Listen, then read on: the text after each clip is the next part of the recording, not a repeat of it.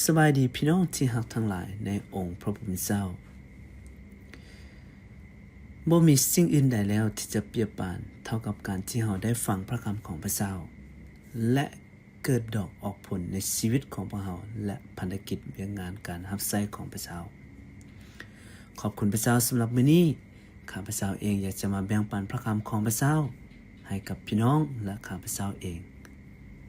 ในพระคำของพระเจ้าในมื้อนี้อยู่ในบทเพลงสรรเสริญบทที่16ข้อที่8หาข้อที่11พี่น้องสามารถที่จะอ่านเพิ่มเติมอยู่ในกิจการบทที่2ข้อที่22และหาข้อที่32ฉะนั้นข้าพเจ้าเองอยากจะแบ่งปันในหัวข้อที่ว่ากษัตริย์ดาวิดได้ทำนายล่วงหน้าไว้ถึงการฟื้นพระชนม์ของพระเยซูคริสต์ข้าพเจ้าเองจะอนุญาตอ่านอยู่ในข้อที่8หาข้อที่11คนให้รู้เสมอว่าพระเจ้ายาเวห์สถิตอยู่นำอยู่ใกล้ชิดและบ่มีสิ่งใดเฮ็ดให้หวั่นไหวได้ด้วยเหตุนั้นจิตใจของข้าน้อยจึงโมทนาขอบพระคุณพระเจ้า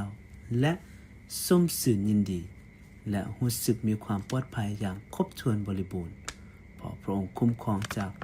อำนาจความตายบ่ปล่อยให้ผู้บริสุทธิ์ของพระองค์ต้องเปื่อยเน่าแล้วพระองค์ก็จะให้เห็นทางที่นำไปสู่ชีวิตอยู่สองหน้าพระองค์นั้นมีความชื่นชมยินดีทั้งเหตุให้ข้าน้อยมีความสุขใจหลายที่อยู่กับพระองค์ตลอดไปเป็นนิจเอเมนนี่คือพระคำของพระเจ้าพี่น้องในบทเพลงสรรเสริญบทที่16นี้ซึ่งเป็นที่น่าสนใจหลายซึ่งเป็นบทเพลงสรรเสริญเกี่ยวกับการฟื้นคืนพระชนม์ของพระเยซูคริสต์ที่กษัตริย์ดาวิดได้ทำนายไว้ล่วงหน้าหรือบอกไว้ก่อนแล้วว่าพระเยซูคริสต์จะฟื้นคืนพระชนม์บ่เป็นแค่เพียงแต่เท่านั้นพี่น้องถ้าพี่น้องอ่านอยู่ในกิจการบทที่2ข้อที่22หา32อาจารย์เปโตรและอาจารย์โปโลก็ได้กล่าวถึงสิ่งที่กษัตริย์ดาวิดได้กล่าวไว้นั้นแล้ว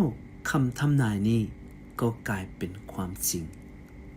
ว่าพระเยซูคริสต์ได้ฟื้นคืนพระชนม์แท้ๆนั่นคือ2อย่างที่ข้าพเจ้าได้เห็นจากพระคัมภีร์เพลงสรรเสริญบทที่16ข้อที่8หา11นี้สิ่งที่เราจะได้เรียนก็คือเพราะพระองค์ฟื้นคืนพระชนม์พระองค์ทรงสถิตอยู่นำพวกเราเอเมนอยู่ในข้อที่8หาข้อที่10ได้บอกว่าข้าน้อยรู้เสมอว่าพระเจ้ายาเวห์สถิตอยู่นำอยู่ใกล้ชิดและบ่มีสิ่งใดเฮ็ดให้หวั่นไหวได้นี่เป็นสิ่งที่เราเห็นว่ากษัตริย์ดาวิดได้ประสบการณ์ว่าพระเยซูคริสต์ฟื้นพระชนม์แล้วพระองค์ทรงสถิตอยู่นำเรา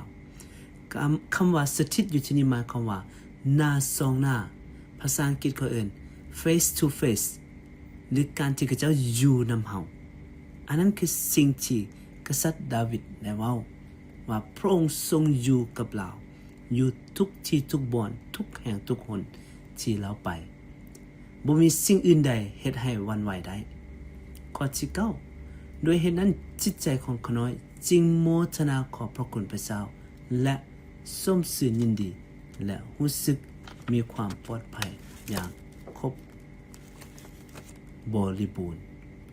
เพราะพระองค์คุ้มครองจากอำนาจความตายบ่ปล่อยให้ผู้บริสุทธิ์ของพระองค์ต้องเปื่อยเน่า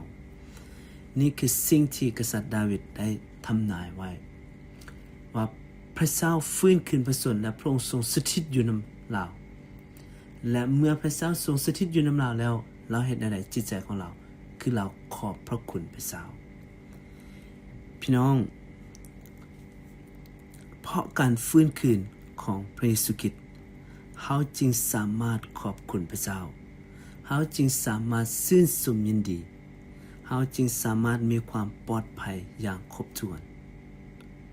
พระองค์จะบ่ปล่อยให้คนของพระเจ้าตายเปื่อยเน่าพระเจ้าจะให้เรามีชีวิตใหม่เอเมนนี่คือสิ่งที่ข้าพเจ้าเห็นเรามี ความหวังในพระเยซูคริสต์เพราะพระองค์ทรงสถิตอยู่กับเราอันนี้คือตัวทำอิฐที่ข้าพเจ้าได้เห็นว่าเพราะพระองค์ฟื้นคืนพระชนพระองค์ทรงสถิตอยู่กับเราตัวที่สองสิ่งที่ข้าพเจ้าเห็นในพระคำของพระเจ้าตัวนี้มีความสุขอย่างเต็มเปี่ยมหรือมีความสุขอย่างล้นเหลืออยู่ในข้อที่11แล้วพระองค์ก็จะให้เห็นทางที่นำไปสู่ชีวิตอยู่ทรองหน้าพระองค์นั้นมีความสมสื่นยินดีทางเฮ็ดให้ข้าน้อยมีความสุขใจหลายที่อยู่กับพระองค์ตลอดไปเป็นนิจดาวิดได้บอกว่าบ่แม่นความสุขครึ่งหนึ่ง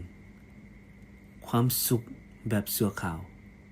แต่เป็นความสุขที่แท้จริงที่ได้อยู่กับพระเจ้าหน้าซองหน้ากับพระองค์มีความสุขใจหลายที่ได้อยู่กับพระองค์ตลอดไปพี่น้องข้าพเจ้าเองมีความสุขอย่างเต็มเปี่ยม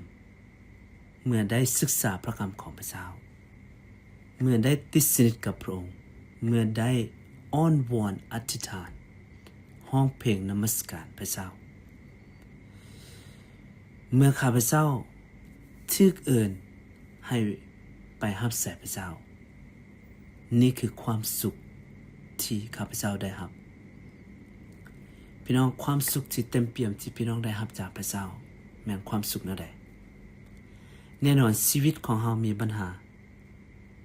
แต่ย้อนพระคริสต์ฟื้นคืนพระชนพวกเขาจึงมีความสุขมีความชื่นชมยินดีมีความปิติยินดีชีวิตนี้และชีวิตที่จะอยู่กับพระเจ้าเอเมนฉะนั้นคือก่อนที่ข้าพเจ้าจะจบในพระคำของพระเจ้านี้ข้าพเจ้าเองหวังว่าพี่น้องจะได้รับการหนุนใจเพราะการฟื้นคืนพระชนของพระเยซูคริสต์พระองค์ทรงสถิตอยู่กับเราแล้วเราจึงมีความสุขอย่างเต็มเปี่ยมเอเมนมื้อนี้ถ้าพี่น้องรู้สึกผิดหวังรู้สึกหมดหวังหรือบ่มีความสุขในชีวิตหรือหมดไฟแล้ว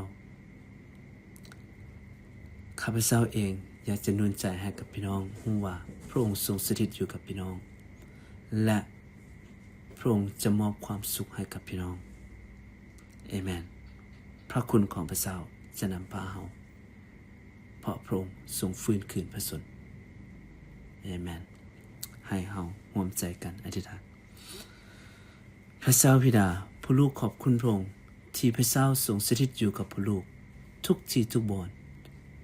ที่สิ่งที่พระองค์ได้กล่าวไว้ใน 2,000 ปีที่แล้วก็เกิดเป็นจริงพระเยซูคริสต์ได้ทนทุกข์ทรมานและได้สิ้นพระชนและฟื้นคืนจากความตายเพื่อผู้ลูกจะได้มีชีวิตใหม่ด้วยพระเจ้าขอบพระคุณพระเจ้าสำหรับวันนี้ผู้ลูกสิ่งอธิษฐานในพระนามองค์พระมิสกิเจ้าเอเมนขอพระเจ้าอวยพรพี่น้องทุกๆคน